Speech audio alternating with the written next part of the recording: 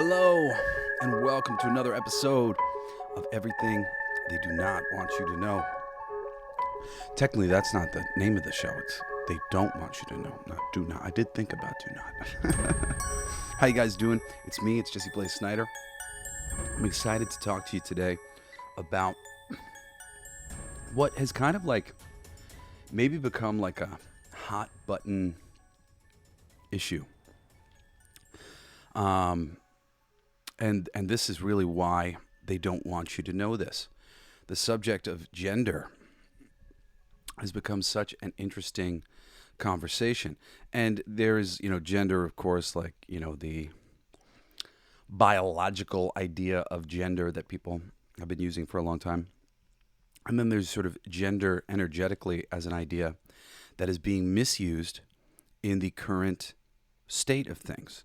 And if you're willing to open your mind about the way that we're going to talk about this conversation, because I know that there's any number of things that I might say that might trigger somebody. So please try your best to not hang on every word that I'm using and saying, and try your best to get the gist of the conversation that I want to have with you here about gender. First, we're going to do some quick house cleaning. I'm Jesse Blaze Snider. I make music. I make comic books. Those are my passions. And then I do a lot of podcasts talking about so much of these things that I've spent my life studying, like esoteric information. I have a comic on Kickstarter right now. There's like 20 days left. It's called Fucking for Our Future. It's awesome. It's very funny. Very much gets into the sexes conversation about, men versus women in completely universal, innocent and cool ways that can help us all see ourselves a little bit better. It's advertised as an erotic. Sorry, I got the hiccups. Advertised as an erotic book, but it's really like, it's hard to actually call it that once you crack it open and see the science fiction and clinical nature of what we're really doing, even though we're using sex to sell the book. It's a comedy. It's for intellectuals the most. So if you're listening to this show, you're probably somebody who would really appreciate what we're making over there with Fucking for Our Future. Check it out. Also, if you're a geek culture enthusiast, every Wednesday, every Saturday, I do a show, podcast, Coolest Geek Alive. You can check it out. Saturdays, I do recommendations of great movies and great TV shows. And Wednesdays, I comment on things going on in the industry. And then on Sunday night, I do a live stream on YouTube on Blacklight District Studios. That's my company that makes the comics and music. We have a YouTube channel, and we do a live stream. I'm doing it with my best friend, Aaron Sparrow, who I'm interviewing right now on his career in comics, which is just epic and vast, and he's done so much stuff, and he's such a good dude. Anyway, join us for that. And then finally, Monday nights, if you're a big music fan like me, I do a show called All Your Favorite Bands Suck. It's a feature of all my favorite bands, and I have some very eclectic taste and tend to root for the underdog. And there's a lot of interesting bands that you can check out. There's like 30 episodes of that so far. That show's been growing. All of our shows have been growing really good. This is our third show now, but we get like 1 million plus downloads a month now regularly between the other two shows. So really cool to have you here checking out this show. If geek culture, music, or any of that stuff, comic books interests you, please check out all those other things for me. Finally, Dilf USA, my band, has a great funny video called We Want Some Pussy. It's a cover of Two Live Crew's kind of crazy sexist song of its time, but we did like this really funny, fun version of it, and with a really funny music video where I made myself old, and I'm like trying to basically get some before I die. It's pretty funny, and also subversive in that similar way that my comic book is. So if you like music, we're like a punk rock Steel Panther is what a lot of people have been calling us these days. So it's pretty cool. Check that out. All right. Now, before we get into gender, and I'm gonna load you up with information here. Let's just take a really deep breath together. I'm gonna get all the air out your belly so you can actually get a good breath here. And let's have a good one. Just like to connect together and chill out for a second.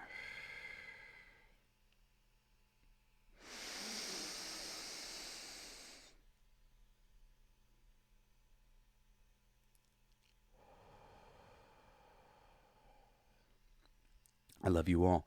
Thank you for being here with me today. Care Bear Stare.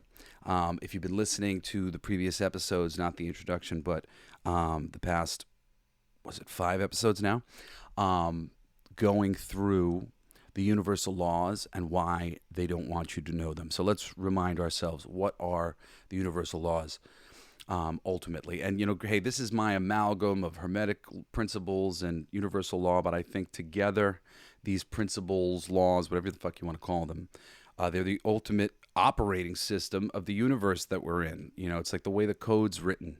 The code is written like this, and therefore we need to understand, because if we understand the shape of all the things, or if we understand the shape of the main thing, we can understand everything. So, there was a great nothing. That nothing birthed a creative something.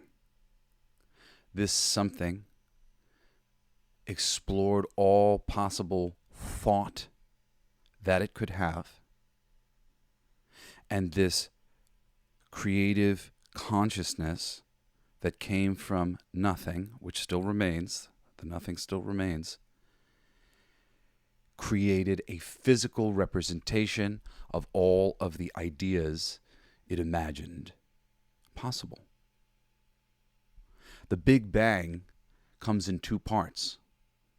The first one is a mind, not a physical anything. The idea of physical anything is an idea, right? Think about all the ideas of sort of solidity that you could imagine.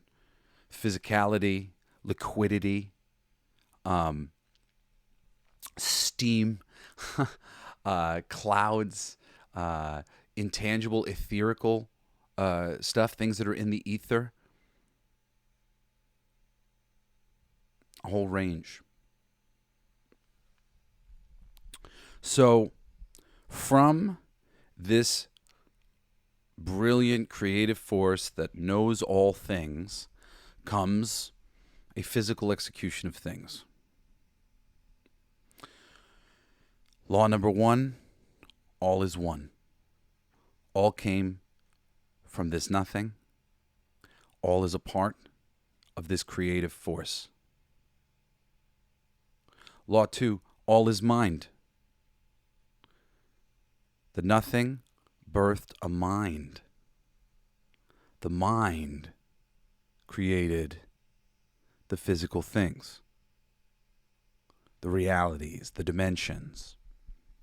This is an execution of thought. What came first, the chicken or the egg? The idea for both. When a sperm hits an egg, it creates a field that contains within it what you will look like when you are an adult.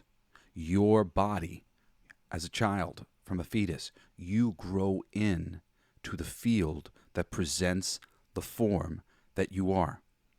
A lot of people don't know that. There's a great book called The Field that talks about it. It's one of those small little pieces of science that occasionally comes up. Look at this. We see a shape of this tail that isn't even there anymore in this certain light photograph that we take of this lizard, and we pulled off his tail. But look, the tail's there. It's all there. It's there from when you're a baby. The idea comes before the form.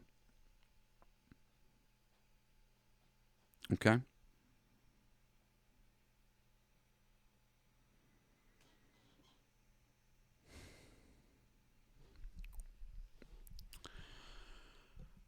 Law 3. Everything is polarized. Everything comes from a nothing and is birthed from a mind that contains everything. So everything is nothing and everything. We're all a mix of nothing and everything, and this creates a polarity of sort of rest and movement, nothing and something. This creates a polarity, a swing from activity to inertia. Everything is polarized. We talked about why they don't want you to understand the polarity, the fundamental polaric nature, if that's right, of God, of the mind, that we are all a part of. And when politics gets played out Do you find that they go to the balanced center of the universe and pull forth the most closely balanced to the other side of things left wing person, and the most closely balanced to the left side of things right wing person, and bring these two balanced minds together to work things out so we can head towards the center of things, a balanced? No, you see them taking advantage of the polarized system in a negative way, where they are going after and supporting and propping up with their money the most extreme voice on one polarized left and the most extreme voice on one polarized right. The left wing and the right wing belong to the same bird. Hot and cold are not two things, they're one thing. Temperature, size. Big and small is not two things, it's one thing, it's size. Most things that you're aware of are a central thing, and they've been divided up into dual ideas. And then often many different degrees were given to put these things in various past tense or present tense, and ways we can describe them as possessive. They're ours. These are all ideas that separate. And these separating ideas have been used throughout time very efficiently to just break apart the unconscious populace. Most of the population is very unconscious. You're listening to this show, that means you're probably not one of them. You're probably becoming rather conscious. And you're becoming somebody who's interested in these subjects, and you want to understand more, you want to learn more. So, but the polarized mind is very easy to manipulate because it's swinging from one thing to another. It's not aware of itself and attempting to move its energetic center to the most balanced place it can.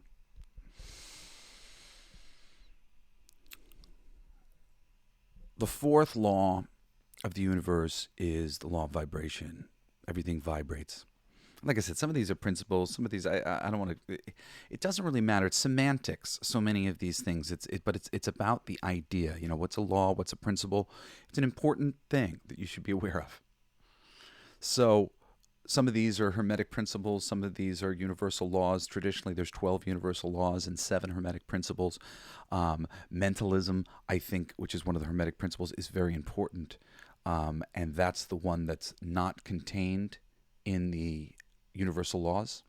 And there's a whole bunch of things that aren't contained in Hermetic principles that are contained in the universal laws. So I kind of just like to add the one mentalism to the universal laws, and then kind of double down on the deeper understanding of the laws that are doubled up on between Hermetic principle and universal law, because they're essentially the same, but there's a little bit of a deeper understanding if you look at both, and there's other cultures that have other different understandings of some of these things. A lot of the things that I'm going to be talking about today are very subtle concepts and subtly different, and and this is why I told you, don't get triggered if I say a certain thing, because we're going to be talking about gender. If you're somebody who's on the LGBTQ spectrum and you've seen any number of ridiculous media things and how gender and sex and all these things are being spoken about in schools and colleges and stuff, I'm here to tell you, I'm so sorry. But this is ancient knowledge. This has been known for a very long time, and they're getting it all wrong in a couple fundamental ways. And when you look at it correctly, it's very freeing. So I'm really excited to give this information to you guys. But I'm like giving a lead up to the stuff that I think might be bothersome, because I want you to understand and have a full foundation of understanding before we speak about this shit. So the law states everything vibrates, right? In our physical reality, everything is vibrating. And everything is vibrating with a unique frequency, to the point where, teleportation is possible by tuning into a frequency of a place you need to go to, or various traveling is possible because it's ultimately about just tuning into a frequency. And what have we learned in the first episode? Again, everything is one, and everything is a mind. And because everything is just like a one mind, everything is essentially on top of itself. Like your soul and every other thing in the universe, it's just like on the tiniest point of a needle. It's all one thing. We've spread it out and given continuity to it with time and place and space and all these different things. But ultimately, everything that we need only needs to exist in one infinite speck that exists dimensionally, spread out in all sorts of different configurations depending on your perspective. Because interdimensionally, once again, everything is literally on top of itself. You know, I could theoretically program, if I had the right device or whatever, I could program something to take me back in time to a different time and a different place than I was right now by setting a frequency to make it so that this place that I'm in right now becomes the frequency of the other thing.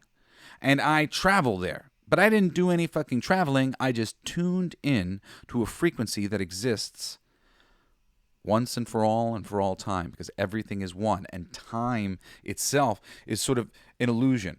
And I don't pretend to understand a lot of these very, very, very complex sort of concepts when you get really, really high up the ladder. You know, there's many sort of possibilities. I think they all might be possible.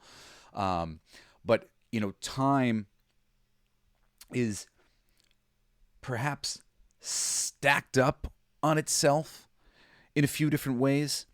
You know, the consciousness of creation was only going to generate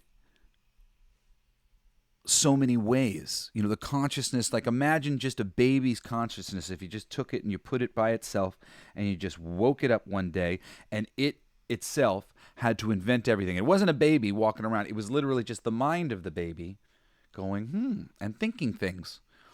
And think of that with no time. There's no time constraint. So it's just, and there's a stacking of information. And the very beginnings of this gestation and this exploration is fundamental to the nature of reality that has expanded beyond it. And it's easier to figure out this thing when there were only so many possibilities for this baby mind to begin exploring, and it goes up, and you know things like the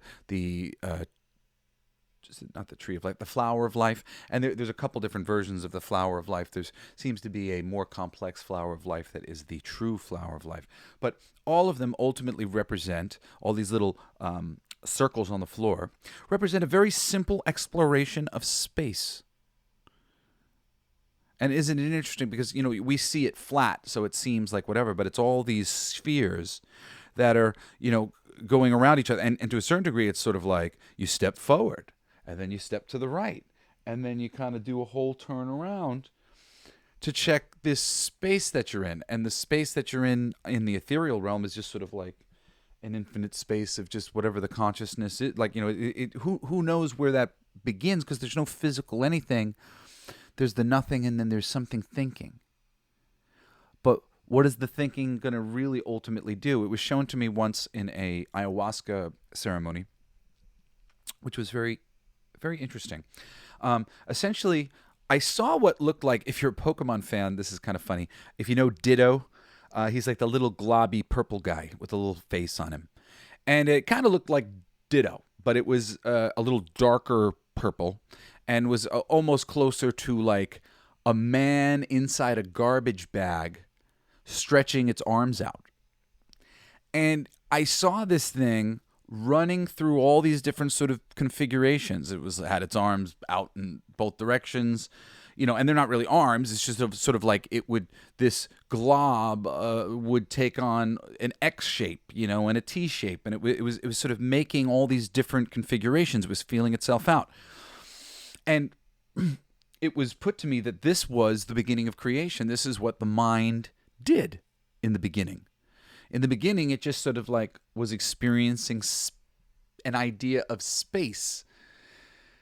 an idea of being. It's just sort of like when you wake up in the morning and you're like, stretch, and I put my arms out, and then it was almost like doing some yoga. It's like, oh, what happens but I've never used a leg before. Oh, look what I can do. I can go in this direction. Look, there's directions. I'm a central thing, and there's things around me. What if I added another me to interact with so I could interact with myself? What if there was another consciousness? And then this bit of splitting of itself. And, does this thing essentially think of everything before it starts breaking itself apart? I think so. Because there's no time. So this initial little bubble of a thing is just sort of like sits there imagining for eternity until everything that it can imagine, and including worlds and all sorts of shit, is thought of. And then it kind of goes back to the drawing board of like, imagine there was more. And it splits into other configurations of it. But ultimately, each configuration is relative, which is law number, 5? Relative to the vibrational energy of the previous configuration that it was in. Now, this thing is a mirror to it in this way or that way, but to some degree, it has a different journey. It didn't spring up from the nothing and learn everything. It was the first piece of separation of self that the nothing did. And when it did that, and when the something came out of the nothing in the very first place, a third perspective was created. The perspective that would come into existence or was there the whole time, however you want to think about it, because it doesn't really matter. The thing that is observing and has a conscious sort of above idea that these two things are going on. So, and that consciousness looking at these two things going on, that's God. The higher perspective that goes, oh, I get what's going on here. There's a nothing, and I'm something, and I came out of it. Interesting. What should I do? Like something that can actually cognizantly be aware of what it is and think about how it should approach its future anything, or it's not even, future is not necessarily a good word, but how it should approach its operations, its thinking, its creation of things, from a conscious place of, oh, look, I'm nothing and I'm something, and I'm also this thing that is observing that I'm nothing and I'm something. So these are all these interesting bits that create this polarization, this vibrations, the many, many different vibrations and relative vibrations, right? Because we talked about a relative vibration. If there's a Batman, there's a Joker. And that goes for you too. If there's a Sally, there's a Sam. And there are any degrees of Sally and any degrees of Sam. And then here's Sally with black hair and Sally with brown hair and Sally. And a lot of these are part of the multiversal bit of like, you in all different variety. And then it's also not what you would think of as the multiverse, but it is totally an adjacent part to the multiverse, is every other person on the planet that doesn't look like you. It's part of the multiverse. It's you. That's you. It's just a chain of you, and it's you differently configured to have a different experience. Just like the multiversal version of yourself that's got black hair, brown hair, whatever it might be, to slightly adjust this thing, and what would it be like if this, and what would it be like if this, and what would it be like if this. That slight difference there is completely adjacent to the idea of the multiverse. There's a multiverse of specifically you and your interpretations of reality, and then there's a multiverse of you in different configurations in your physical reality interacting with you.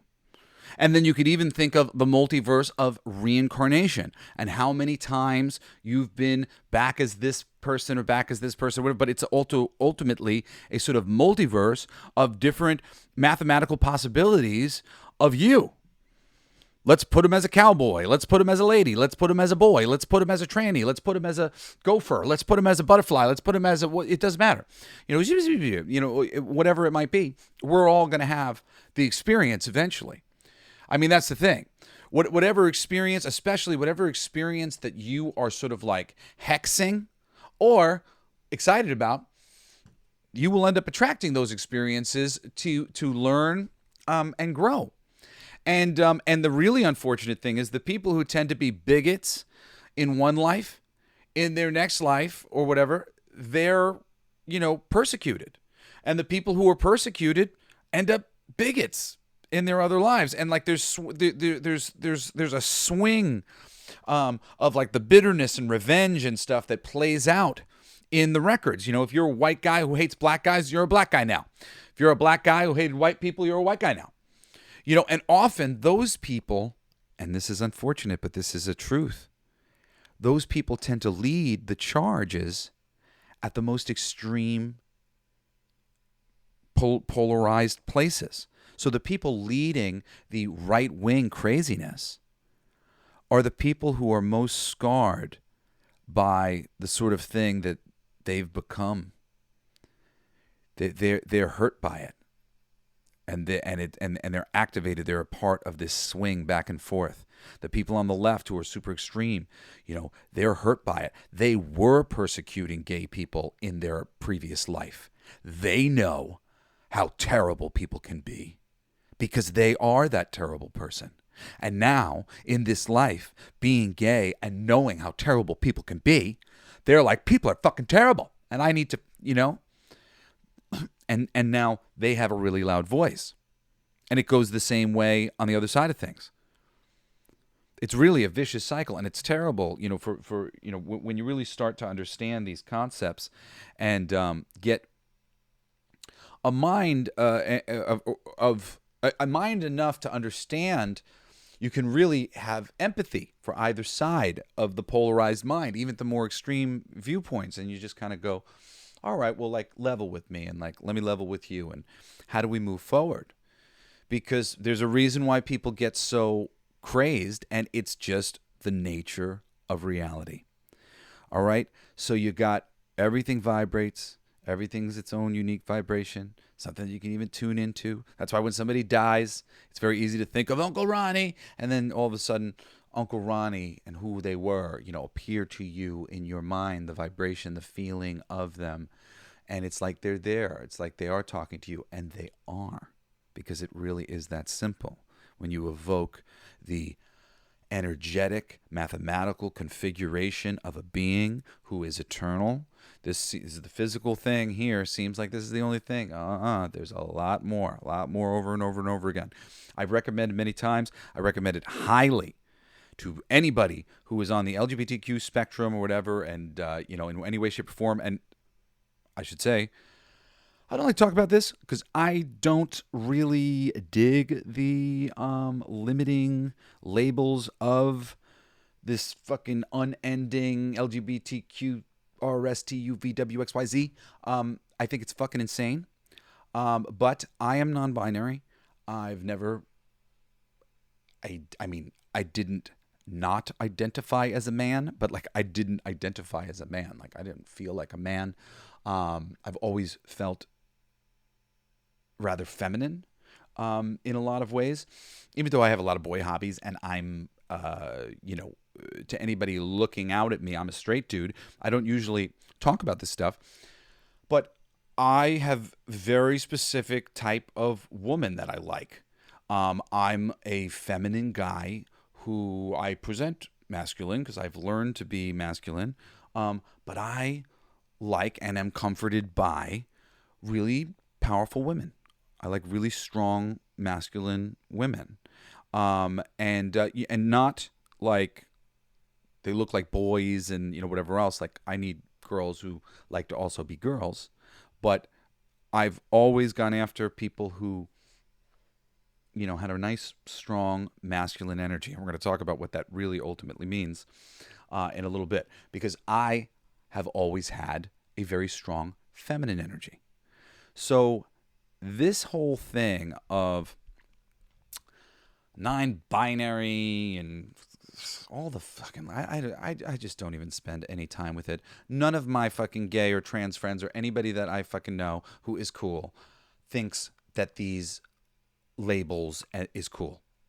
The whole idea that we have to teach all these people all of these new pronouns, like, and please hear me out, okay? Please, please, just give me a moment, okay? If this upsets you, just give me 1 second, okay? Because I agree with you that they, them is a solution to a problem that exists in the English language, where we make everything about ourselves. That's mine. That's yours. This belongs to us. There are Native American tribes that needed to be taught those words because they didn't exist in their language. And as a society, a planet that is ultimately all one, we don't want to be dividing up all these things into this bit of ownership and the land is ownership and all this stuff. It is fundamentally ass backwards. Okay? So that's like the first, sort of concept here that I want to say. They, them, bravo, I agree, you're so smart. Zer and anything else besides they, them, or what people are used to, because, come on, guys, there's so many more fucking important things than teaching them some new pronouns right now. And at the fucking point of cancellation and all this shit, God damn it, it's so lame. It's just so lame. It's so me. Do things like me. It's exactly the way the fucking religious people used to treat me when I was in fucking high school and telling me I was going to hell and all this shit. And I fought those motherfuckers for you guys. And for your generation to come in now and be a bunch of pussy, whiny bitches the same way they were, pushing their dogmatic thinking onto everybody else, it's fucking crazy. And worse than that, it's no good for us. I don't participate in this silly pronoun game because it's... Dude, my pronouns is Jesse Blaze Snider. Jesse Blaze Snider represents the unique fucking snowflake that I am. You are a unique snowflake. You're not fucking non-binary. I'm not fucking non-binary. I mean, that's like a flicking notation somewhere in my history. Yeah, no, I identify in that way. I identify with a lot of those feelings. But I'm different and I'm unique. And ultimately, who knows what might happen tomorrow? Tomorrow I might be fucking gay. Anything could happen tomorrow. I don't have any plans to. I don't think that's going to be the case. But I'm not so stupid as to think that I'm not ultimately gender fucking fluid as everybody is. We are gender whatever we may be because we are reincarnated beings. Which means we've been girls before, we've been boys before, we've been trans before, we've been gay before, whatever it is, we've been all the things. And when you really dig into this a little bit more deeply, and there is a book that can kind of start you on your journey to understanding reincarnation just a little bit, called Many Lives, Many Masters. This flew around my family, the Snider family, back in the day. It was one of the first spiritual books that we all read. We were all just sort of like eyes open after this into the reality of reincarnation. And I remember as a child, I was an atheist until I was 29 years old. Very hardcore atheist. And I woke up, around that time, whatever. But I remember thinking in middle school, might have been middle school or high school, when I was learning about reincarnation, that my fear was that there was nothing and it was oblivion and it's like I had a robot body that was on and then I would go back to nothingness, and that scared the shit out of me. But this whole reincarnation thing seemed very complicated, but also seemed kind of plausible, possible. And the mechanisms of it are massive, and it's totally a thing. It's like when something is totally a thing, because when you go to look into it, there's thousands of people already riding the bus, and the culture of the thing has already moved on without you. They're trying to figure it out. They're past trying to convince you that it's real. They're trying to personally crack the code and figure out what the fuck's going on here. You get into aliens or whatever it might be, you're just going to find a community of people who have known this shit is fucking going on for decades and decades and decades now. And they're like, well, fuck, we got to figure out what's going on. That's why there's conventions and everybody's fucking making fun of everybody. But there's conventions because there's enough people who are having the same fucking experience, and they're trying to go and have conversations with other people and exchange information and figure it out. They're not waiting for you, the layman, to catch up to them about what reality is. And I'm here to tell you, reincarnation is a thing. When I came to understand that and went to go look into things. It was like, oh man, like, it's like, I'm an idiot. There's a lot of people who have realized this was a thing for a long time, and they've dug into it even deeper than I have, and they've pulled forth things that make me feel like, fuck, there really is something to this incarnation thing. Like, case in point, I would recommend Dolores Cannon for all of you guys. Dolores Cannon's an amazing lady. She's just such a no-nonsense explorer, open-minded in the right way, but discerning. She was a very early hypnotherapist, and I know a lot of people there's so many things, people implanting things in people's brains. There's something to hypnosis. I'm a person who I don't even think I can be hypnotized, but there are those that can be.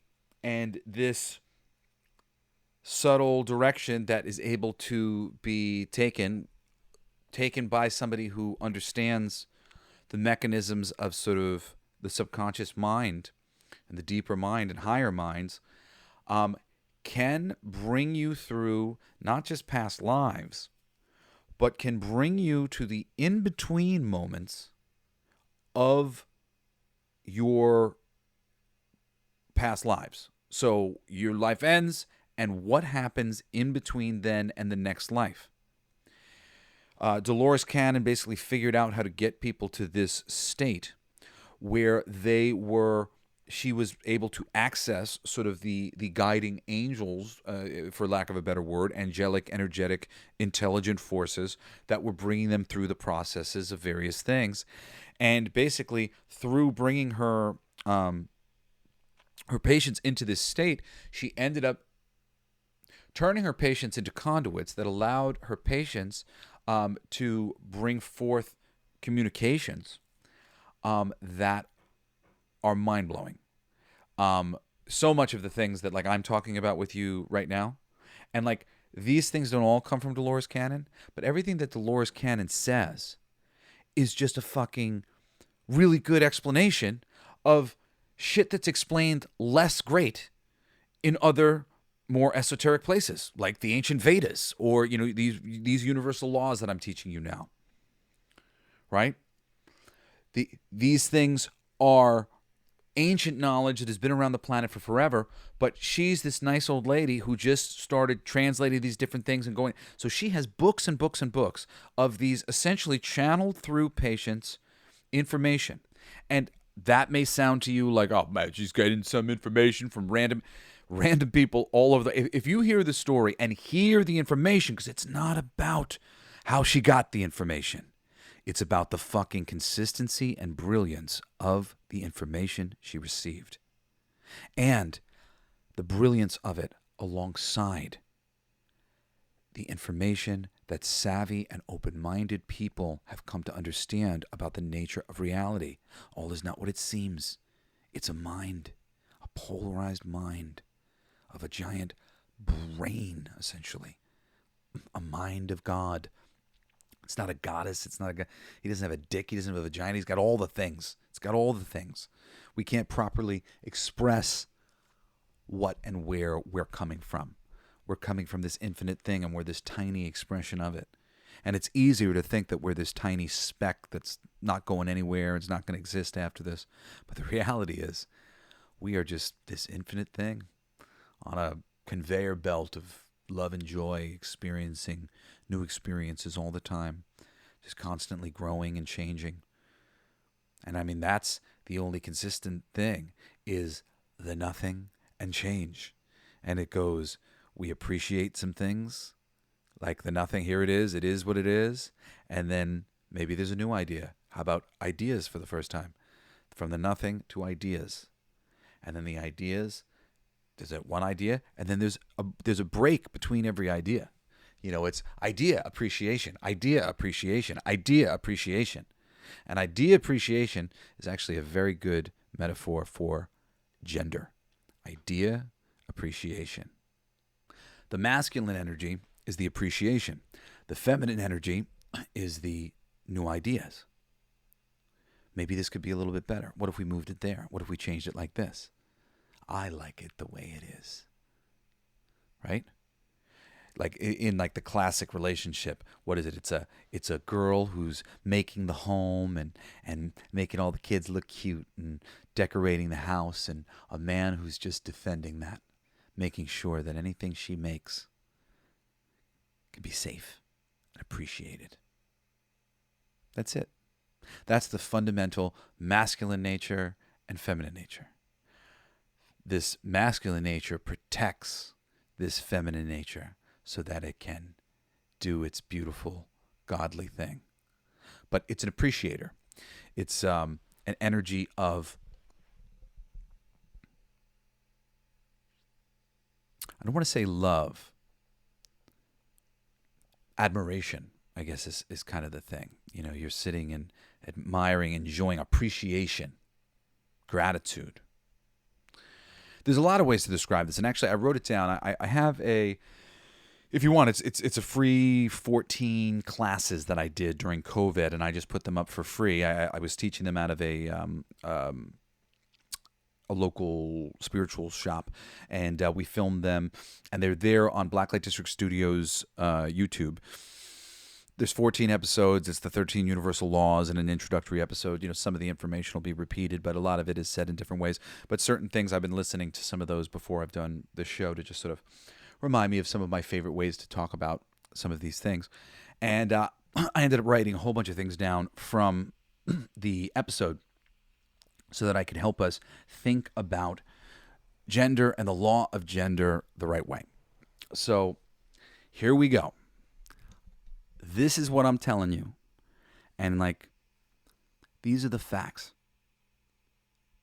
They're facts. If you can wrap your head around this, you'll save yourself so much distortion, a misunderstanding of what is. The law of gender states that there are two fundamental energies in the universe: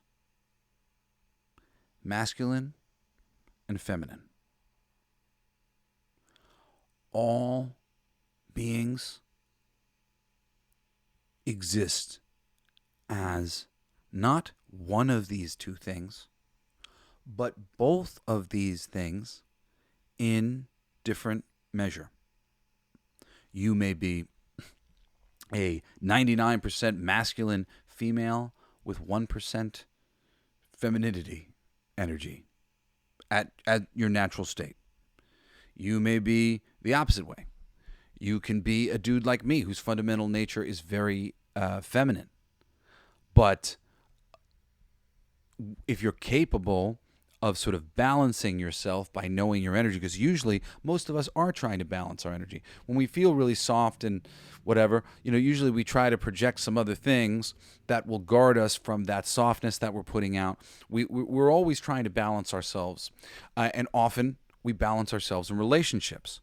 And relationships is a great place to balance yourself, you know, especially unconsciously when you're not really knowing. Everybody who you've ever been attracted to, you're attracted to them because of their energetic balance of masculine and feminine energy and how it relates to yours. You may find yourself attracted to them because you are very similarly measured in your masculine and feminine energy. You may be attracted to them because you're complete identical opposites. You may be attracted to them because you're an adjacent sort of thing. A great way to think about it is looking at a color wheel. If any of you guys are art students out there, looking at a color wheel, you learn so much stuff about complementary colors and how to make colors. You know, what do you get when you mix red and yellow? You get orange. What do you get when you mix red and blue? You get purple. So what do you get when you mix 25% masculine with 75% feminine? What do you get when it's 49-51? A much more balanced person. And if you understand and have been paying attention to this show well enough, you may understand that ultimately what we are all doing is looking to balance ourselves. Okay? Where whatever, if we are 1% feminine and 99% masculine, well, that's a problem. We're out of balance.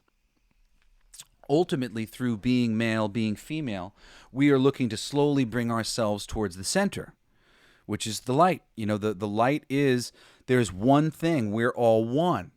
When we become a mind, we realize we're two things. We're a mind and we're nothing. We're nothing and we're something. But we're that observer that observes that there's two things, and that observer is capable of bringing itself, its masculine, feminine energy into balance.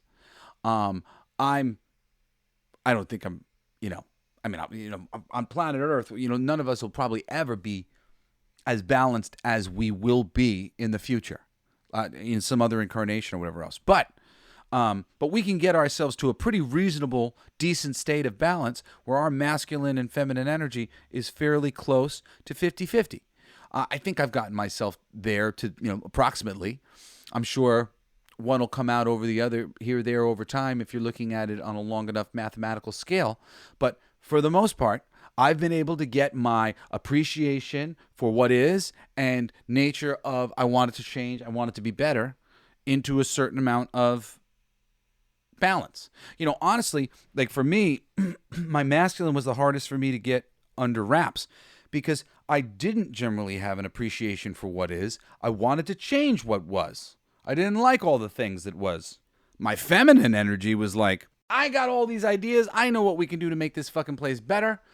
And instead I ended up sort of coming up against that masculine reality, having my face really banged up against the statue of what was, because I was fighting so hard against it, and I wasn't learning from it to appreciate it for what it was, and the foundational sort of nature of reality.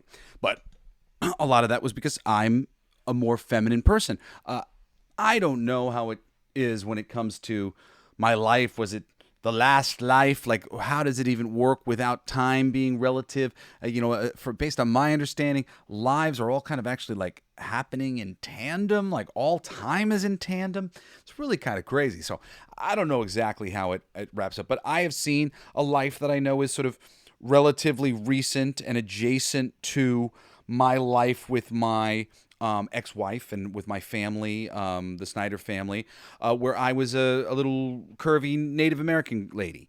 And, there was an experience that was shared with my brother, or I should say that my brother shared with the whole family that like hit us like ghosts, made us all turn white, about him getting eaten by wolves. And basically he had a past life regression thing, and he saw this experience unfold of him waking up in the wilderness and thinking that he was drunk, and then eventually realizing he wasn't drunk, he was injured, he was bleeding, and he couldn't find his brother. He's calling for his brother, and then he realizes he's lost and surrounded by wolves. And he gets eaten by the wolves, and he sees himself above the body, above his dead body, and he sees his family finding the body, and he sees how upset his brother Cody is, how devastated that it was his fault. He's blaming himself. He feels so fucked up that he fucked up. He left his brother behind.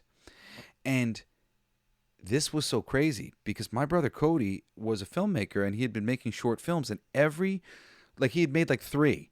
And the 3 movies all essentially revolved around the idea of anxiety over leaving somebody behind. And it's like you can say like, oh man, people fucking hallucinate all the time. He's like, of all the fucking hallucinations Shane could have had, that one really like hit us in the nerve. And then later on, I would have an experience where I saw myself in that life that I guess, because apparently Shane had seen that I was in the family too, but I was his older sister. And I ended up seeing myself as an older lady version of this person. And my husband, my ex-wife, was my husband. She was this big Scandinavian dude, like big dude, 6 foot something. And I was this little itty bitty, kind of squat Native American witch. And he was dying in this really vivid vision that I had. And it was an early in my spiritual journey, so I was really fighting against it at the time of like just like believing this thing that I was kind of seeing. I was like, am I concocting this? Is this fucking like, this is insane? It's like I got a husband and he's dying and he won't go with me up to my special place. And I'm like, why do I have a special place? And I remember my spirits, my guides that came like right at me very fast. And they said, why does Jesse Blaze Snider have a special place where he puts all of his stuff just the way he fucking likes it, so nobody fucks with it, and that he can go and have his own private time and meaningful sanctum, whatever. I forgot exactly what they said, but it was something like that.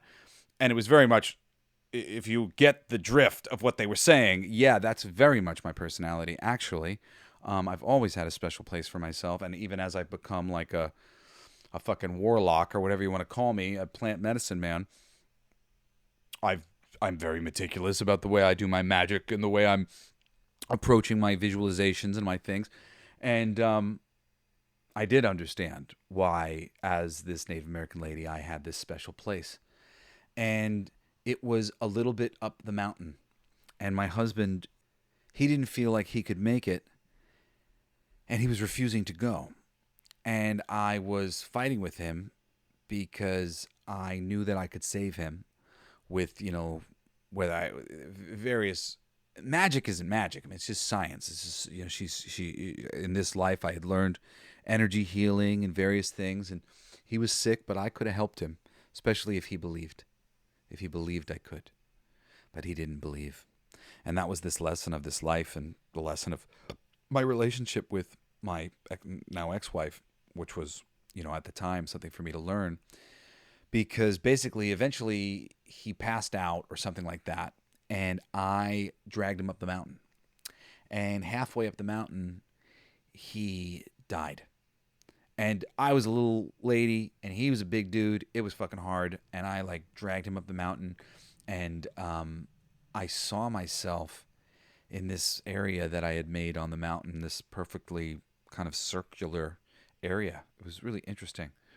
It almost looked like, like one of those things where like the blood would drip down or something like that. Like like it didn't like quite like but it was just like simple, like this shrine with lines on the ground and things like that. Not necessarily channels for blood or anything, but clearly this kind of beautiful ceremonial spot that I had made, and there was herbs and things at the edges and the spots that I had made for stuff. And I just saw myself over his body in the center of the circle, hysterical crying, beating on his chest. And I was so sad. Lost my husband. I loved him. But he didn't believe. And I couldn't make him believe. And in that, connecting with that life, I was supposed to learn, because I was having some similar difficulties in my marriage. I was really expanding my mind, and I was trying to explain to Patty that fundamentally the entire nature of reality is our minds and the way we think, and we're thinking about everything wrong. We've got it all wrong.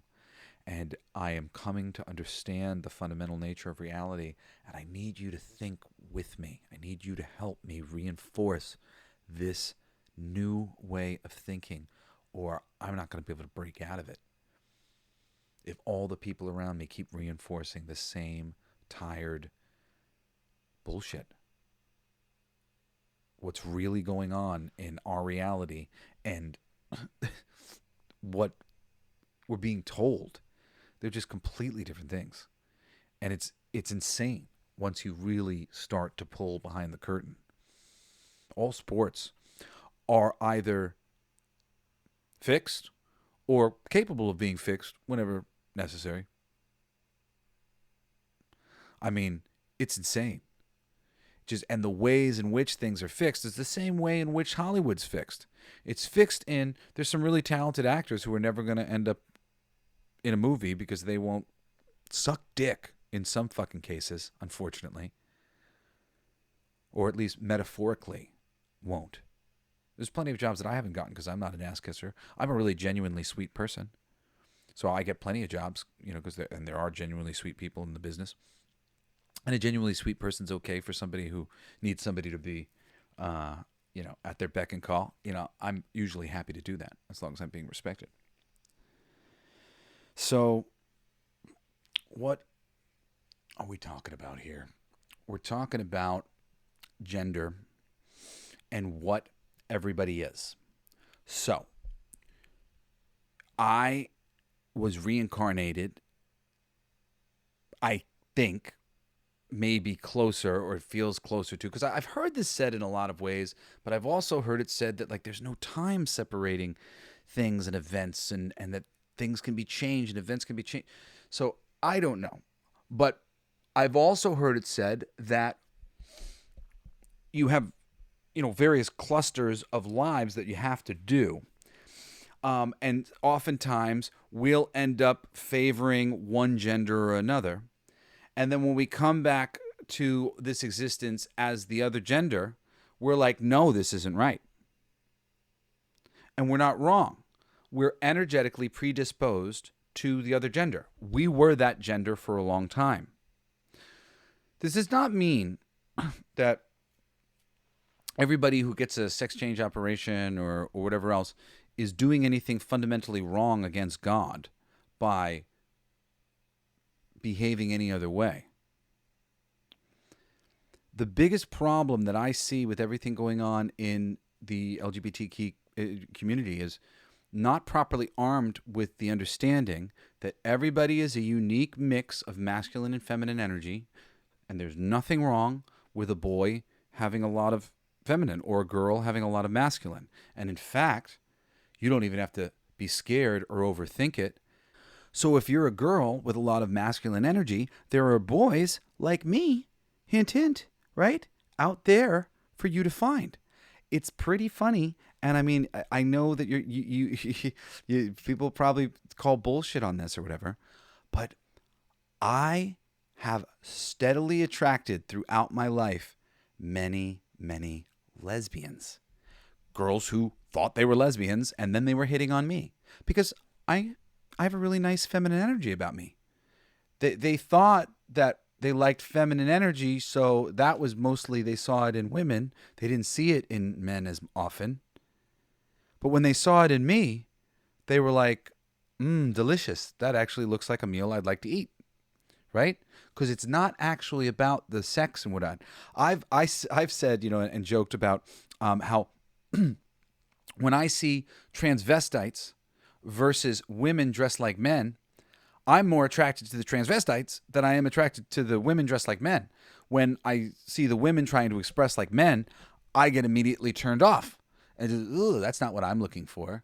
And granted, everybody's different in like what they're into and stuff like that. And like, there's no indictment of like being gay or anything on this on the spectrum. Like everything is fucking working out the way it is meant to work out. And I believe that there is an exception to every rule. There are transvestites on this planet who abso-fucking-lutely that is the solution to their journey, and like that's the thing that they're here to explore.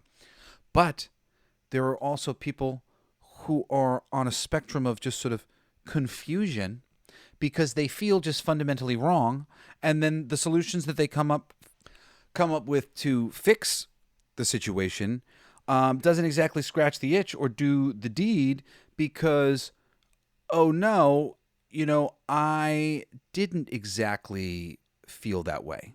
And, and listen, when it comes to the transvestite thing too, the only reason like why so many people care about this is because spiritual people who are aware of healing know that surgery is very traumatic. You go under and then somebody comes in and starts cutting up your body and doing all these things to it. Your body doesn't know what's going on. Your body's not asleep. Your cells are awake and your body's awake. You're asleep. But like terrible things are happening. And there's trauma from shoulder surgery and knee surgery and like all these surgeries and whatnot. When you're doing healing stuff, so often like, people have to recover from the surgeries. And sometimes, in a lot of instances, people come back better than ever, and it's possible. But surgeries are traumatic. And here's the other thing. All is one. We talked about this, right? There's no karma. You are the judge of you. So when you die, everything that you ever did from a higher perspective, viewed through everything that you interacted with, every location, every person, every plant, every animal, the air molecules. On earth, you saw it from your unique perspective. In heaven, or on the other side of things, in the mind of God, you see it from every angle, because recorded on the other side of things in the memory of God is the memory of everything, the memory of every rock, the memory of every plant. So now all this information downloads into you. Every conversation that you've ever had with anybody. Were you a blowhard? Were you taking up too much of the conversation? Did you say things that hurt people's feelings? You're going to know. And you're going to know it from their perspective. And from your perspective, you're going to go, that's me. And I hurt myself. And that's not cool that I did that. And I need to do something about this. I need to make this right. Right? So you are writing your existence from the other side of things. You are going to write a magnum opus of things, a perfect next life that will essentially teach all the lessons and pick up all the slack that was dropped in the previous life. And you are going to choose everything alongside God because you're tied into the knowingness of everything. So every choice is the perfect right choice that God would make, that you would make, because you guys have the same perspective, because you get it. You're like, yeah, man, we're reading from the same textbook. It says here in the textbook, this is the answer. So there's no anything being forced upon you. So what does that say? Does that say it's impossible that you would choose to force upon you having to chop off your penis and chop off your boobs or and put yourself through that? I mean, like, right, theoretically speaking, let's just think about it in terms of like having to go through a process where things are removed and I have to be on drugs and whatnot, or not having to be on drugs, not having to have anything be removed, being born a boy in the first place, being born a girl in the first place, right? So, and again, this is not to say that nobody has written a journey for themselves that does not include a sex change operation. There are plenty of reasons, and I am not the one to judge, you are not the one to judge, nobody is, why that might actually be the authentic journey for whatever reason that people are, going through. But does that not say something about what body you or I are in? I'm in a boy's body. I'm not exactly a typical boy. I do things differently. And, I like to kind of always kept that like private, and I like to be my unique, different self. And like, that's like for other people to find out and for me to know. And there's no shame in that. I'm a feminine guy. There's no shame in being a masculine woman. All of these things are cool. Everything's cool. You know what I mean? Like it's all cool. So much of the distortion that is going on in this area of LGBTQ, all these different things, and even the pronouns and whatnot, which is a little bit of a, hey, me, give me a little attention for a second. I'm hurt. I don't feel like you're accepting me and appreciating me for who I am. I'm feeling like you're making me feel like I'm different in a negative way. Like, and these are things that people don't appreciate. So then what do? We act out in one way or another to try to get the attention that we might like to have. But in general, when we try to control the universe just sends us back more feedback of the negative or the positive, of like, I'm going to control this to make this the thing that I want. Well, it's just going to keep giving us whatever the thing that it was giving us before. We have to change how we feel about the moment and about things to attract new things into our reality. And we'll eventually get into that when we get into the law of attraction, which is another thing they don't want you to know. So why don't they want you to know the law of gender? Because mental health is a multi-billion-dollar industry. And because injecting these sort of deep evaluations of traditional shapes and looks of love into a collective consciousness that isn't exactly ready for it, which we see through dogmatic religious people who, are being told in their book, basically they're going to go to hell or something bad's going to happen to them if they behave like this. Live and let live is a really easy place to get to.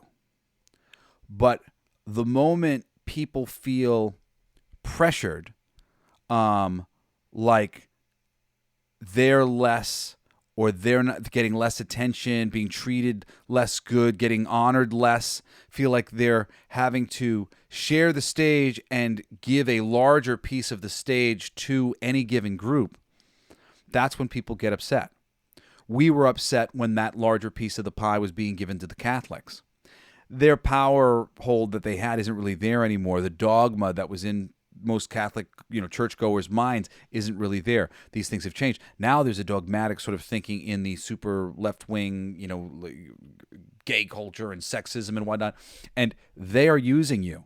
They are using women, and they are using us, people who identify as anything different than the mainstream thing, to take these this very small group of sort of people in this group who are victims and use their victimization as an excuse to make laws that will ultimately take away our power and our freedom in the name of helping people. And this is the thing that's been going on for forever. I mean, like, if you're not aware, every time a bill gets passed, it's never for just one thing. There are often crazy things that are written into a bill, and you never even find out about it until years later. There'll just be little notations and little subtle things that get added into a long-ass bill that they'll pass. It's not the world you think it is. And legislation to do good by the Democratic Party has been used for years and years, decades and decades. I've watched it. I'm a centrist at heart, but I've always leaned liberal. I voted Democrat for most of my life, 41 years old, and I've studied and watched what they fucking do. And they're just using us. They're just using our bleeding hearts. They're just using the fact that we care to manipulate us. And they're confusing this whole issue, and they're introducing it to the minds of young people who certainly they haven't learned about the fucking law of gender yet. A lot of people eventually kind of suss out the law of gender and understand that, like, there's nothing wrong with them for being different. And there are boys who will like them. And there are girls who will like them. Or there are, same-sex, that will like them and that they feel comfortable with and they're good. Or there's a path to them to change. But, again, there's always a reason why somebody might write that into their Akashic record that you're going to get a sex change. But the fundamental nature of it, as a red flag to how many people should really probably be doing that, should be seen in the fundamental nature to which, in order to do it, they have to injure themselves. And they have to go against the fundamental DNA written field that is giving them a thing. So it's like the same way of like when a limb is removed and like there's always phantom pains of the limb. Like you always have that limb because that's what you are. That's what was written. You wrote that. You wrote that thing. And again, there's no shame here. Nobody should be thinking like, if you feel good about what you're doing, great. If you don't feel good about it and you say you're on that path or something like that, well, think about it again. Because maybe you just need to reevaluate and recapitulate your mind. I had a moment where I was trying to, figure out if I was, gay or something. I don't know, or figure out if I was interested in certain things. Because I had people sort of, call me gay and put a lot of things in my head about being gay that were negative. I'd realized that I'd been teased from a really young age for being gay because I had my ear pierced, and then I got teased for having long hair, and they would call me gay. I got called gay my whole life. And then because of my nature, I had two of my best friends basically tell me I was gay, or start telling people I was gay. And I was like, what the fuck? I was like, you freaking asshole, I'm not gay. And, and so I was like, And it was just sort of like I was being persecuted from a very young age. So it seemed like a bad thing, kind of. Even though, like, I was always very anti people being anti-gay and very quick to fight for gay people, and I thought that was fucking bullshit. But I did have a moment in time where I sort of realized, like, oh man, I've been a little defensive about this. And I do see that as like a weakness or a sign of something. And I got very deep on myself one day and was like trying to like sort of like evaluate whether or not I was interested. And that's a scary thing for people to do. I didn't even realize that it was going to be scary, but it felt very scary. And it made me think, so brave. So many of the people who, can like come to the conclusion I am gay or whatever it is when they are, so they can like get out of their own way. And I was able to get out of my way. And basically I went, no, I like girls. Like I've always liked girls. I like very tough girls. And like and also I'm not homophobic at all. So I totally have an appreciation for like guys. If somebody's got like a really good body or whatever, it's like, fuck, dude, I want to have that dude's muscles. Fucking A. Like I was like, if I was a girl, I'd be going out with him. Like I'll say shit like that. But I really genuinely don't have like the feeling. But everybody's different. Everybody's different in how they're processing their things. And look at me, you know what I'm talking about. I have a very open mind in terms of like, I could be gay tomorrow. You could be gay tomorrow. It's like silly to freaking latch on to any given thing. Like, you're a changing mind. And like what you are in this configuration, you will not be in your next configuration. I mean, some of you will. Some of you guys, and I think, some of the thing that drives some of the weird sexual identities is that there's a lot of essentially what you might think of as aliens or dimensional beings, higher level teachers who have come to planet Earth. And a lot of them don't feel like a boy or a girl. They don't feel like anything. Like they've never been on this planet before. They've never been in a human body. And they're like, ew, I don't like this. What is this sex? Gross. Like, they're having to get used to it. And they're just kind of like, ugh, this isn't nice at all. So there are a lot of weirdos. I think that's part of why I'm a weirdo. I don't think that I'm a typical human soul. I talked a little bit up in the intro episode to the show that like I had been reincarnated, and I am, what do you call it? I am a piece of the consciousness that is Ra.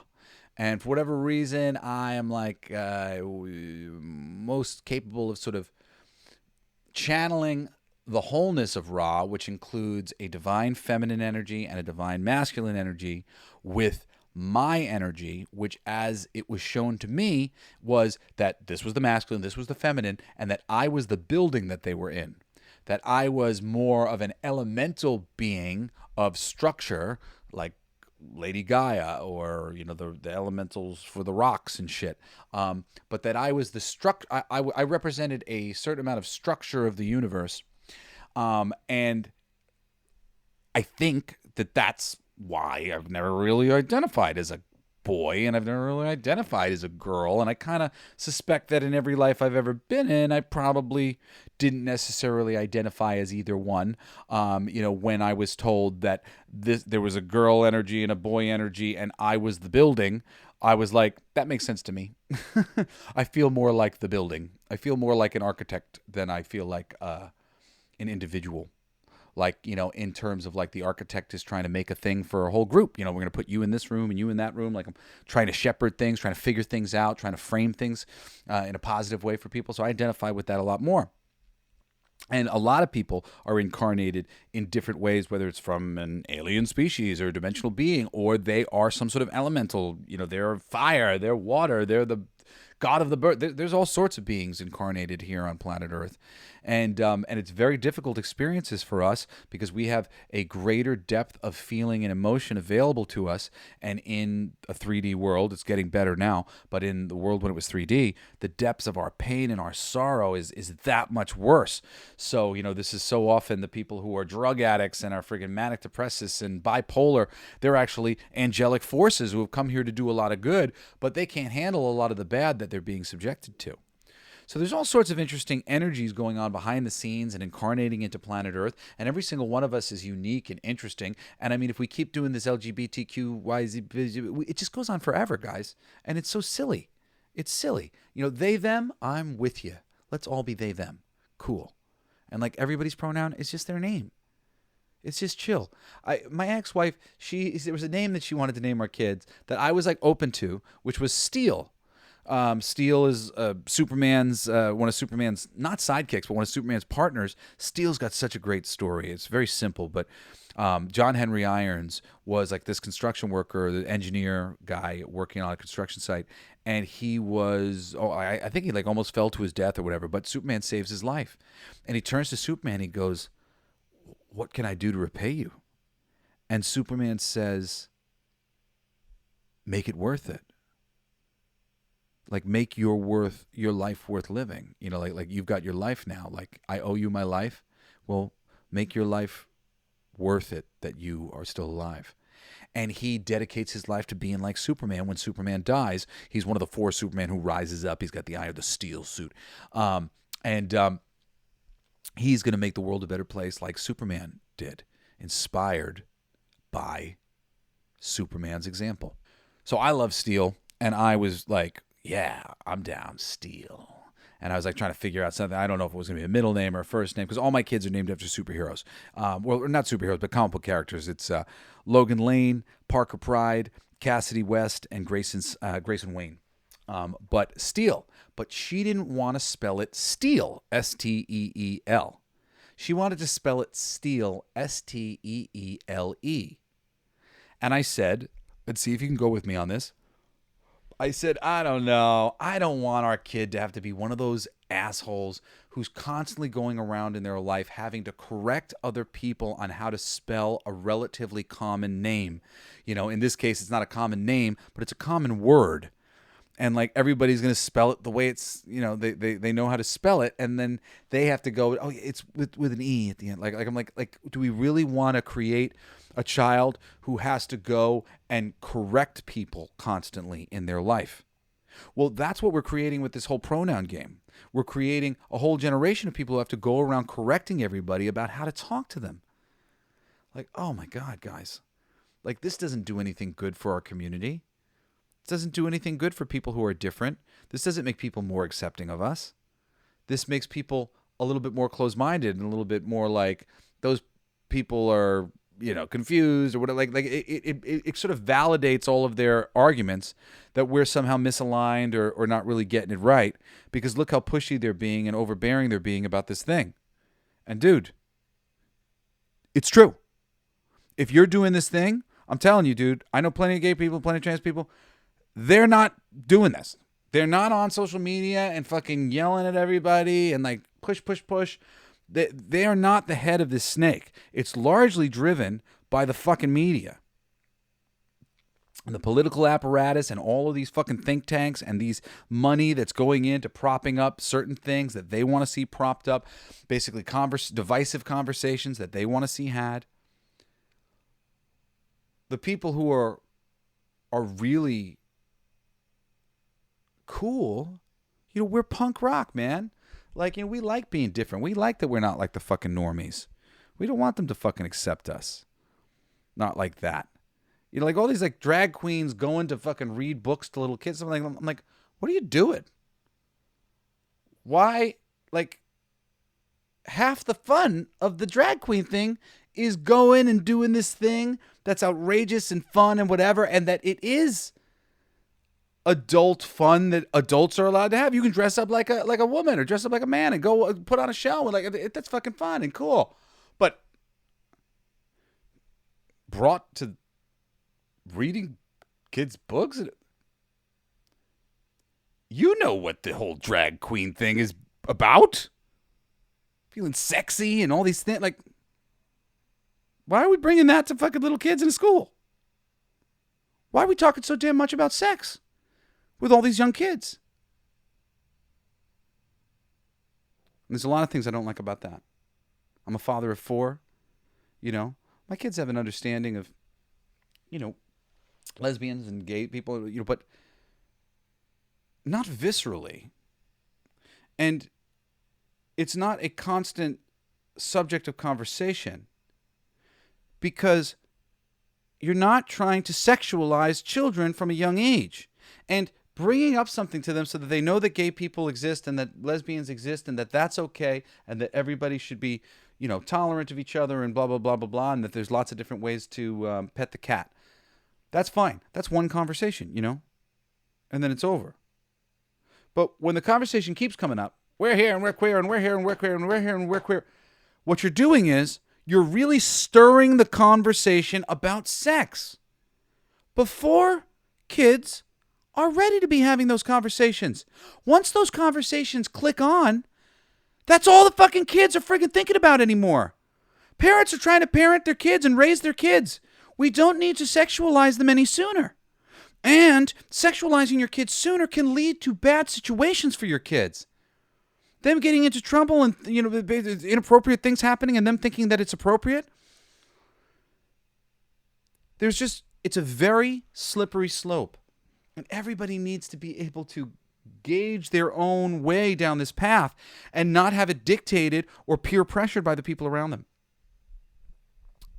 So, I know I'm going a lot more over my typical hour, but I think this is a very important conversation to be had. And the universe is really sort of simple in the way it works on a very fundamental level, because everything comes from the simple ideas at the beginning of all things. Everything is one, everything's a mind, everything vibrates, everything has a opposite, a relativity, and these relativities, the one and the opposite, are made up of two energies, masculine and feminine. These two things in various amounts together equal a person's, general energetic characteristic. So what is it that you would think of as masculine energy? What is it that you would think of as feminine? Well, this is from that class that I was telling you about, the Universal Laws class. Again, it's on Blacklight District Studios YouTube. You can find them. There's plenty of information in there that would be worth getting. Masculine energy is honesty, accountability, integrity, humbleness, boundaries, stability, security, responsibility, protective, confident, logical, focused, disciplined, supportive, present, represents an inner strength, direction, clarity, courage, capability, certainty, and assertiveness. Feminine energy can be best understood as vulnerability, authenticity, the ability to go with the flow, and effortlessness, surrender, openness, receptivity, reflectivity, intuition, groundedness, sensitivity, feeling, boundaries, empathic, compassion, magnetic, supportive, trusting, creative, unconditional love, understanding, nurturing, tenderness, kindness, stillness, radiance, surrender, grace, emotional, allowing, flowing, ease. Sorry, I said flowing twice.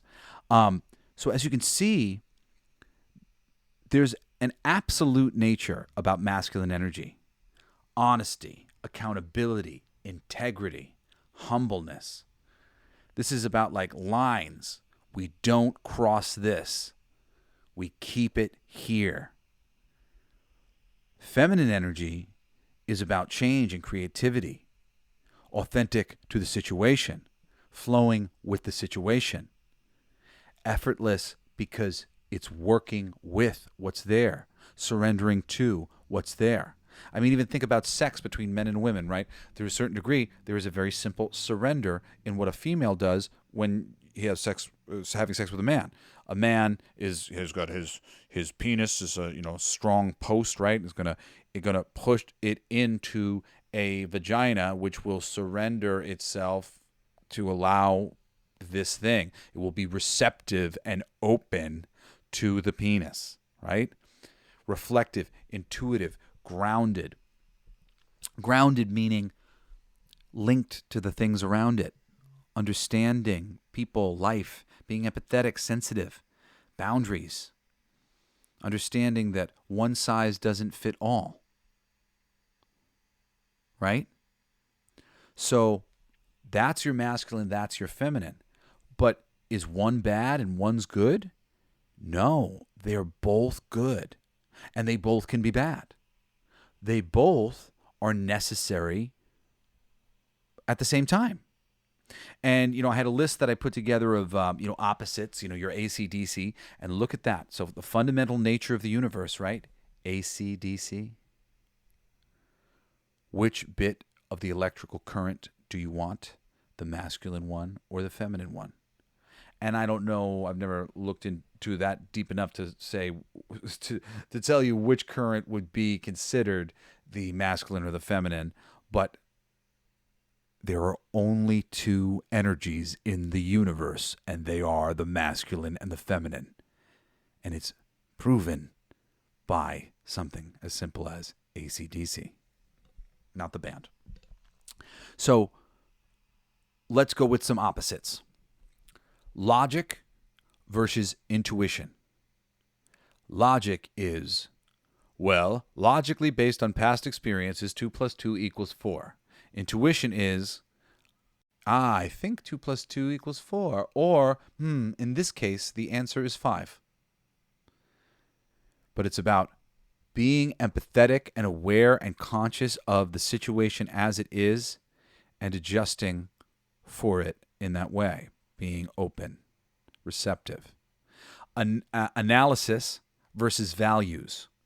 I think this is a really great one. Analysis versus values. What's analysis? Analysis is getting down to what is everything worth? What are all the parts? Measuring it, taking a measure of it. What is values? Values is what is important to you, what's important to your family, your community.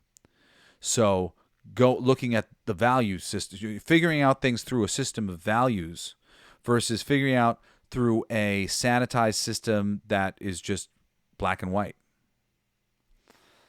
Action versus healing. Well, you're not recuperating because there's an action in healing. So that's like an inner physical healing, taking account and properly mending yourself versus action. Firm versus gentle, calm. Survival versus expressive. So like if you're in a survival state, you're doing what you need to do to survive. Versus you're in an expressive state, you're going to survive. So what would you like to do to express yourself? Feminine's expressive. Male's survival. And this is half the reason why ultimately we do need to move ourselves into a matriarchal society. But a matriarchal society will be those that are more heavily balanced in their feminine, like me, and women and boys. And unlike some of these women who are hyper imbalanced in their masculine, they're like fucking hyper masculine. They're more masculine than some of the men who have been brought in as avatars of, we need to get some titties in there. It's not about the titties. It's about the gender energy. And the gendered energy that we need right now is a creative energy of gentle, calm, and expressiveness that will change society for the better. But that's going to come in the forms of boys and girls and everything in between.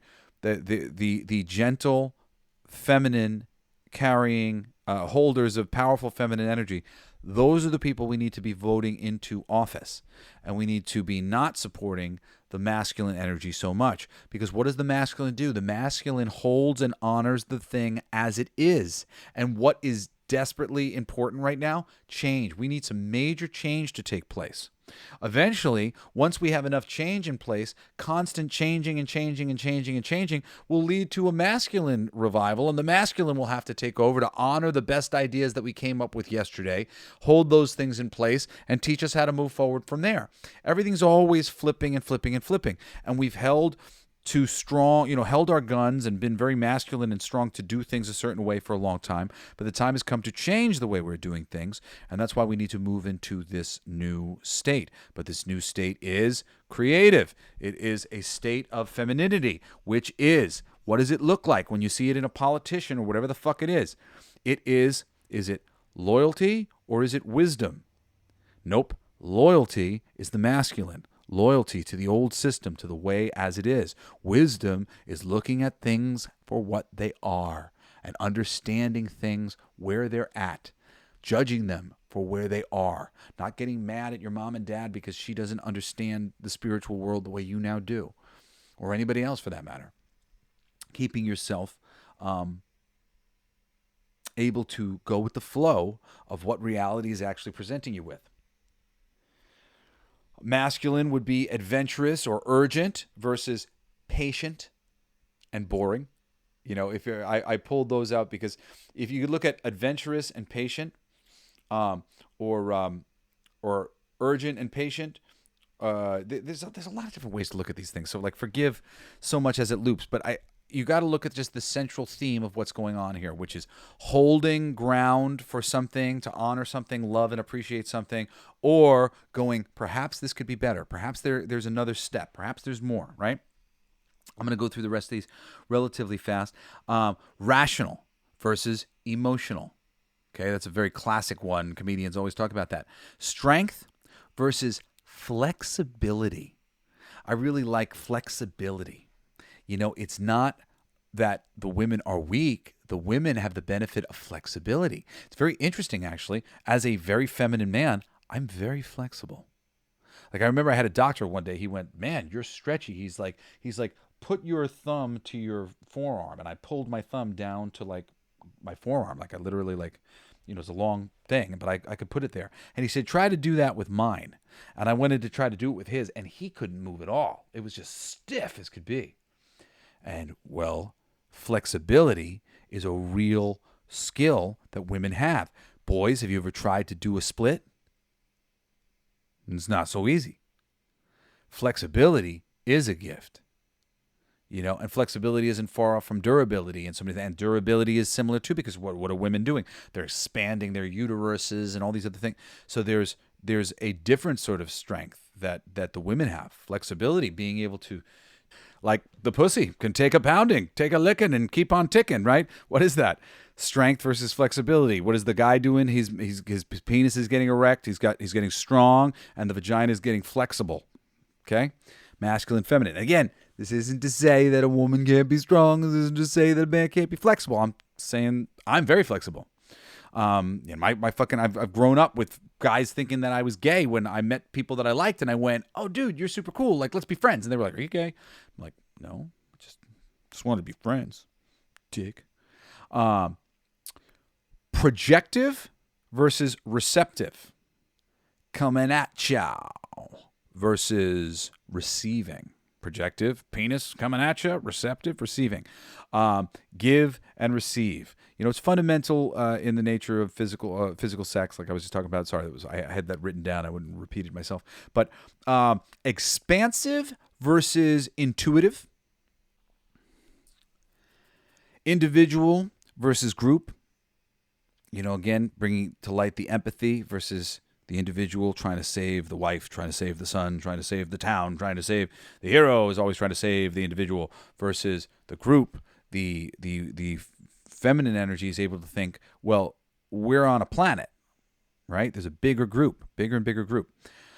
Result orientation versus a process orientation. Again, process of discovery and understanding and empathy versus I need this result and not caring, not having any empathy about the things, just needing a result. Competitive versus collaborative, one's kind of obvious, and doing versus being. being, going with the flow. That, when you're being, that's when you're in the creative state. That's when you have ideas. That's when you're thinking.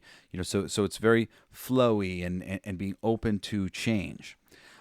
Intent focused versus effect focused. That's a great way to think about it, because so much of the patriarchy being all fucked up is the intent focused versus effect focused.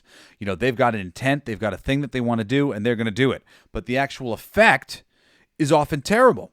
If we were more effect focused, we would have better results, and we'd make better systems and put better plans into action. Independent versus interdependent. Again, why do we need to have a matriarchy? Because we need an interdependent energy, not a fucking independent energy. Speaking versus listening. And one thing too, before I say about independent versus interdependent, because you'll hear me like these type of communism that they would love to like put in place. Right now, we have financial powers in place that would love communism because they can take over communism if they get it, and they can just basically destroy all our lives and do anything that they want to do. So but that doesn't mean that we should not change our ideas about reality so that we are realizing that we are interdependent and we are interconnected, and that the systems that we build and the things that we make should rely upon that understanding. That doesn't mean that we can't make systems of competition that lead to more innovation and greater art, and because that stuff is good and it is real. Like, you can have more innovation and all that from that kind of system. But it needs to be based on an idea of our interdependence, that we're all connected. So both things always have to be considered. Speaking versus listening. And speaking versus listening, what's that? That's the boner in the vagina again, right? Putting it in versus taking it in. Directing versus being open. Assertive versus accommodating. Okay, again, I'm an assertive penis. You're an accommodating vagina. Project versus respond. Did I say that one twice? Maybe I did. Conscious versus subconscious. Again, and subconscious can also be viewed as looking at a larger picture too, like the seeing the things for what they are and how they're interacting, and that result, the effect oriented, right? As opposed to intent or result. Structured versus random. It's a complaint that men have about women all the time. Granted, it goes both ways. This exists in the men folk too. A lot of the complaints you would have about women, you would have about me, in a relationship with me. But of course, I get the type of women who are the perfect women to be having these, that they would have been in relationships with other people similar to me, because that's how it works. We're attracted to each other because of like the way our coffee is filled and made or whatever. So you got lines, squares, angles versus waves, scribble scrabble. Head versus heart thinking. Cause and effect versus polarity in relationships. Cause and effect is if this, then this, and look how it happens. Versus polarity in relationship is recognition of the back and forth nature, the fundamental imbalance of all things, or whatever. The feminine nature is just always being more empathetic and looking at the thing as it is and being willing to change accordingly to become even better than it was in its previous incarnation. You've got linear analysis versus systems thinking. And I mean, again, it's just, I'm like beating a dead horse. It's just all different ways to say the same thing. Bottom line versus a stakeholder oriented. I need to make this much money. Well, we got people who own this land and are going to be living here. And if we do what you want to do, we're going to have to throw them off our... Oh, shit. Well, then we're stakeholders. We don't want that to be like that. Or how about differentiating and integrating? Differentiating, you're looking around, you're measuring everything, you're sizing everything up. Integrating, you're figuring out how to put it all together, put the puzzle together. Masculine is what is. Feminine is what could be. The status quo versus creation and destruction. And it's both creation and destruction. Creation is destruction, because creation is always built upon the previous thing. The new thing essentially intellectually tears down or replaces the old thing. And the masculine energy is the keeping the status quo, keeping the old thing. Keep the old thing, Then the feminine energy brings us forward to a new thing. Then the masculine energy saves that new thing, keeps the status quo of that new thing. Now we get another new thing. Creation and destruction. All right. So I want to wrap this show by trying to help guide you guys a little bit in terms of things that you may be dealing with in terms of your masculine or feminine energy that can help you. If you can identify these things, it might help you heal and understand yourself better, understand your sexuality, understand your nature better. If you are a wounded masculine, some of the signs may be acting out in a controlling way, in an aggressive way. That was something that I often showed, or being withdrawn or avoiding, which I often showed. When you're aggressive, you don't want to be aggressive. You're feeling aggressive, you're avoiding it, withdrawing. Overly competitive. That wasn't one for me, but might be one for you. Unstable. That was one for me. Abusive. Sometimes can be a little abusive. Not generally, not on purpose. I'm a very not abusive person, but realizing that I have occasionally been and seeing that it was part of this wounded masculine, I realized that dominance. Like dominance isn't really something I'm about. Like again, abusive, but like a little bit of abusiveness. No dominance, but dominance that might be coming out if you're a wounded masculine, or if you have a partner who's wounded masculine. They'll be confrontational. They may be overly critical, nitpicking, and unsupportive. Those are the representation of somebody who's wounded masculine. And it can be a man, it can be a woman, it can be everything in between. Now, wounded feminine, you might see insecure, neediness, codependence, manipulative, guilt-inducing, like manipulative. Because it says here, like controlling and manipulative are different. Controlling is very in your face and like, I don't want you going out and you're not doing this and I'm putting pressure on you. Manipulative is subtler. Maybe if I say things like this, it'll make them think this and then they won't do the thing. That's manipulative. Inauthentic is a wounded feminine aspect. Again, not wounded female, wounded feminine energy. And the feminine energy and the masculine energy belongs to everybody equally, but in different measurements for all. Overly emotional, playing the victim. I know I have played the victim a lot, and I didn't realize it because I wasn't I wasn't victimizing myself to people. I wasn't like really blaming other people. I was blaming like the universe or God or something. And it's the same thing. It's just an energy of like, why are you doing this to me? This sucks. I can't fucking take it. And that will sap your spirit, sap your energy. Don't play the victim. It's a terrible wounded feminine energy to, oh no, everything is like beset upon me. You just have to really just keep reminding yourself over and over again that I participated in the creation of this reality in order to teach myself something. And the more times I can ask myself, why would I choose things to be like this? What do I think I could learn from this situation? Don't think, what does God want me to learn from this? Think, what do I want me to learn from this? Because if you think, what do I want to learn from this? Why would I choose this to teach me something? And if I did choose this, why would I have done it? Like, you'll always get the answer. When you ask God, it's too abstract. You don't get the answer to that. But when you ask, why did I agree to do this like this? This seems like something I wouldn't want to do. And that can have you slip into the playing the victim thing when you've got the wounded feminine. And I did that for a very long time before I sort of like realized, because people would actually tell me like, I feel like you're being a victim. And I'd be like, no, man. I'm like, I blame myself. And like, I don't blame anybody else. And then one day it sort of like hit me. I was like, oh, you know what? I am kind of sort of blaming God, even though I'm not blaming him directly. I'm going, I can't handle this. I don't understand why we're doing this. This is too much for me. I'm throwing up the white flag going, something's got to give. This is fucked. I am not exactly in my power and fucking a non-victim. No. Powerlessness is a similar way to say that. Weakness, withholding love and affection, and oversensitivity are other signs of the wounded feminine. Connecting fully with your masculine power is really important. I often say what seems kind of extreme, but when you live in a society and it's like, thou shalt not kill, and if you kill, you're going to go to jail and stuff like that. Like, you kind of think like, whoa, like, I don't kill and I'm not capable of killing and whatnot. It doesn't matter if you're capable of killing or anything. Your body is capable of killing somebody. That's powerful.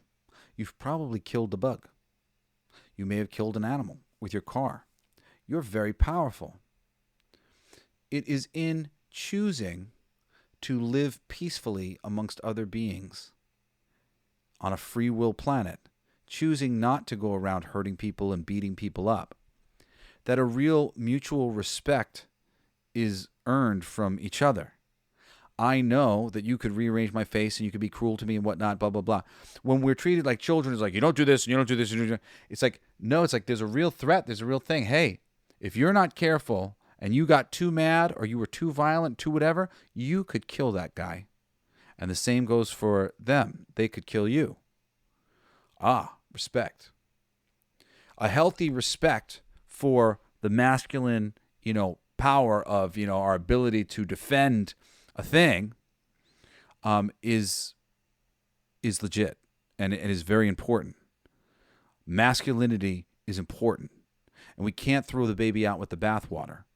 As we move into a more matriarchal time and we get into a time of flexibility and emotionality and expressiveness and wisdom and values and intuition and listening and openness and accommodating, like all these are the things that we want.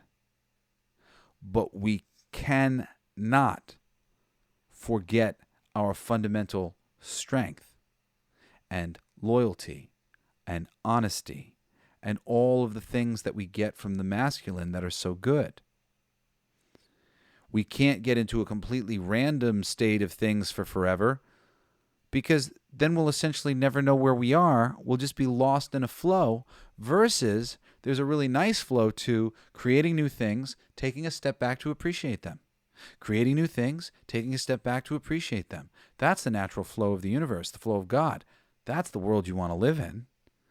Oh man, I didn't even get a chance to appreciate it, is something people say with sincere disappointment in their heart. Oh man, like that wedding went by so fast, I didn't even get a chance to appreciate it. I barely saw anybody. It was like I wasn't there. Well, that's when we're doing the feminine thing too fast. I didn't get time to appreciate it. Needs a little masculine energy. Right now, we've got too much masculine energy. Everything's just the same as it ever was. Nothing goes forward, whatever else. We need some fucking change. All right, so I'm getting to the end of like all my notes here, and I can't believe we almost went 2 hours for the show, but it's necessary, and I really, I don't know what exactly I'm going to call the thing, but I'm going to try to get members of the LGBT community to listen to this, my brothers and my sisters. We got to change this whole narrative, and we need to stop letting them use our unique attributes as a tool to divide up society. Look, we both have masculine and feminine energy, and we don't want it to be too much or overdone in any area, and we don't want it to be too little or underdone. We want to be firm in our masculine, firm in our feminine, but not too firm and not too little. For the most part, everybody's just a bit too firm, and plenty of people who aren't participating in the game are too soft. That's why they're not even participating in the game. But the participators usually aren't too soft. They're usually too tough, and they're not getting the exact results that we need because they're not trying to get themselves to a place of balance. And often instead, they're fighting for the train track control. We're going to switch it to the right track. No, let's switch it to the left track. Switch it to the right track. Switch it to the left track. Oh God. Like great. It's like everybody on the train is going to die. All right, guys. That's all I have for you today. Next week, we will be talking about the perpetual transmutation of energy, which is next on Universal Laws, Hermetic Principles list. I don't remember if it's on both or one of them, but we will get into that, and we will continue going down the list of universal laws And then we're going to start getting into various topic after topic after topic. But these are the things they don't want you to fucking know. They don't want you to understand the fundamental of the nature of the universe. They don't want you to understand your fundamental nature. They don't want you to understand that if you're a girl in this life and you feel like you're really a boy, that you probably were a boy a bunch of times in your last life, in your last lives. And does that explanation change anything for you about getting a sex change or anything about how you're going about your life? Because you might think, oh, well, I did choose this. Why did I choose that? Why did I choose that? Then becomes a different message. Why did I choose this? Why did I choose this? Because I'm supposed to go through the tranny experience. I'm supposed to go through the gay experience. I'm supposed to go through the thing because I was supposed to struggle in this way and realize that I'm authentically straight in a really interesting way. Or I'm uniquely different in a way that I wouldn't define as straight or bent or anything. You know, I'm a Nix, or, you know, like I said, there's just so many fucking ways to go about this. And you shouldn't be limiting yourself in any way, shape, or form. And you should be fundamentally understanding yourself that you are, you know, polarized the way you're polarized.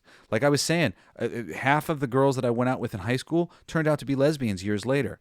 They were looking for a certain energy type that matched theirs. I was looking for a certain energy type that matched mine.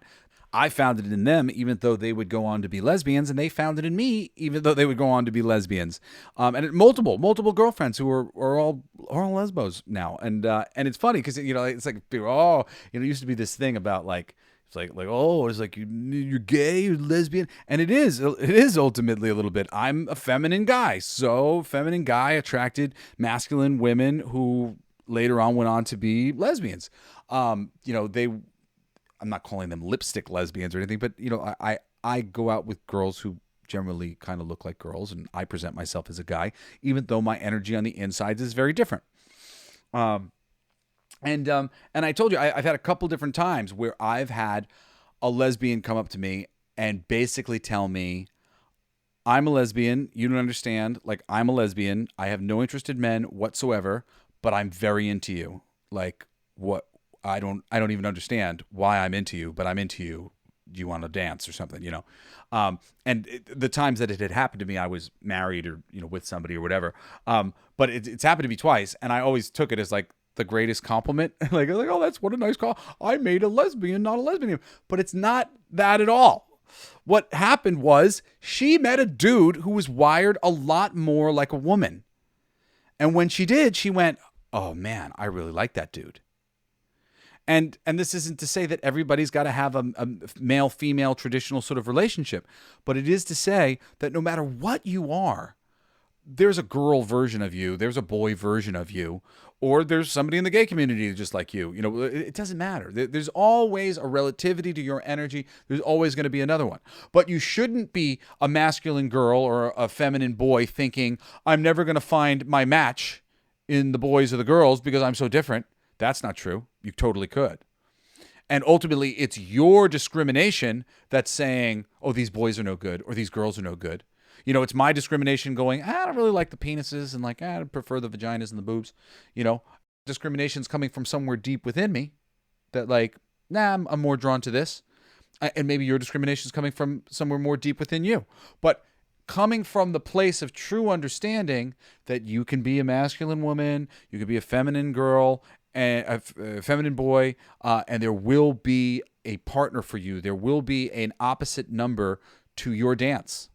I don't feel like it's ever been presented like that to anybody. I really kind of thought that I would never really find like an opposite to me in some ways. You know, I did feel very unique and alone in that way. And I think when we understand better that, like, you know, essentially like there's a whole bunch of balls and everything's getting like spread out randomly and equally and sort of symmetrically. And wherever you end up, there'll be somebody across the field from you in a similar superposition, mathematically significant of where they are to where you are.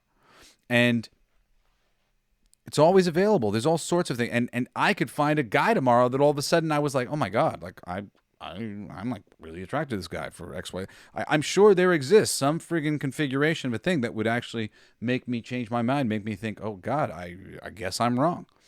And it's true. And anybody who says nah, they're just locking themselves up into a certain superposition and not recognizing the fluent nature of their consciousness that is sometimes a boy and sometimes a girl and sometimes a dog and sometimes a horse and sometimes a caterpillar and sometimes a thing.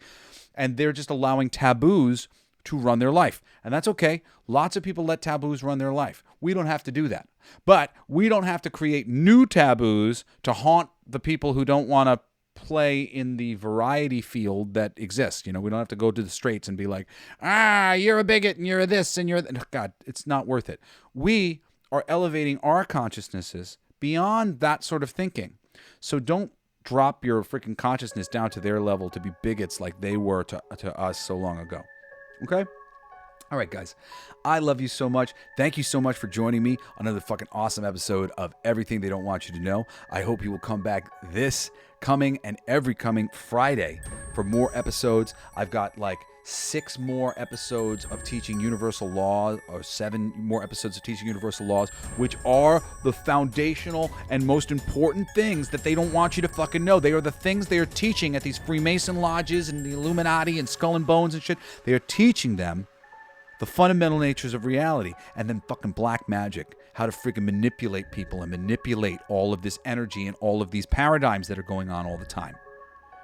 We are very easy to manipulate if you don't know how to play the instrument that you are as a human being. Anyway, I hope that this episode was fulfilling. I hope I taught you a little something. Not that I'm teaching you anything. I'm really reminding you of things. And I'm reminding you of things that I was reminded of by other great spiritual teachers and the spirits of the plants and so many different things. We are all one infinitely intelligent being. And we've got this. We're going to figure this all out. And the world is going to be a better place. Thank you so much for being here. Thank you so much for listening to my show all the way to the end.